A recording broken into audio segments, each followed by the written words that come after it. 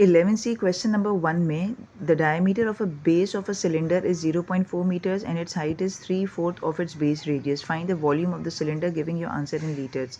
अब इस एक्सरसाइज में हमें सिलेंडर का फॉर्मूला पता होना चाहिए, वॉल्यूम और टोटल सरफेस एरिया, क्योंकि कहीं वॉल्यूम मांगा होगा कहीं टोटल सरफेस एरिया।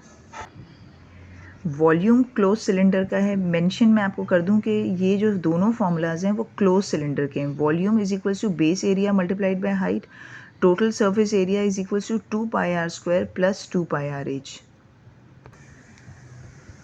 अब इस क्वेश्चन में हमें फॉर्मूला में रेडियस चाहिए है, इस क्वेश्चन में हमें डायमीटर गिवन है और हाइट हमें पता है कि 3/4 ऑफ इट्स रेडियस है।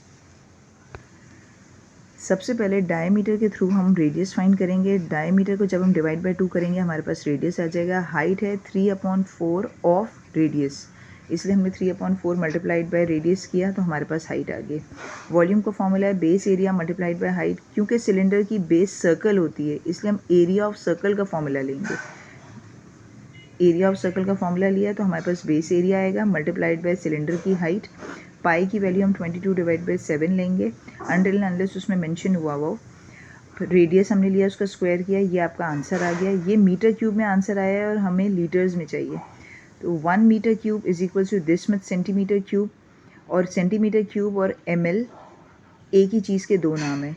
अच्छा, अब मैंने ये पहले भी बताया है, ये पहले भी मेंशन किया है कि 1 metre is equal to 100 centimetre होता है, तो 1 मीटर क्यूब चाहिए, इसलिए हम 100 का भी क्यूब कर देंगे। इस तरह हमारे पास सेंटीमीटर क्यूब की आ जाएगी। सेंटीमीटर क्यूब और ml एक ही चीज़ के दो नाम है।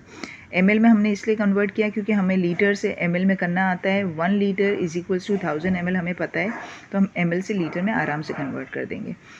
अच्छा, ये जो हमारा मीटर क्यूब आया था उसको ml में या सेंटीमीटर क्यूब करने के लिए हम आगे गए हैं, इसलिए हमने मल्टीप्लाई किया, ये हमारा ml में आंसर आ गया।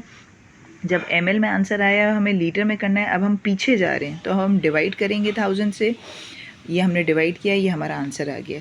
आपको ये दिमाग में रखना है कि वॉल्यूम और टोटल सरफेस एरिया में 0.1, 0.2, 0.3 इतना डिफरेंस आंसर में आ सकता है, इतना मार्जिन होता है आंसर में, क्योंकि अलग अलग कोई कैलकुलेटर पे करेगा, कोई मोबाइल पे करेगा कैलकुलेट, कोई साइंटिफिक कैलकुलेटर पे करेगा तो हल्का सा डिफरेंस सब में आता है, वो कोई इशू नहीं है। 0.1, 0.2 इतना आप और 0.3 तक भी डिफरेंस आ सकता है, वो एक्सेप्टेड है।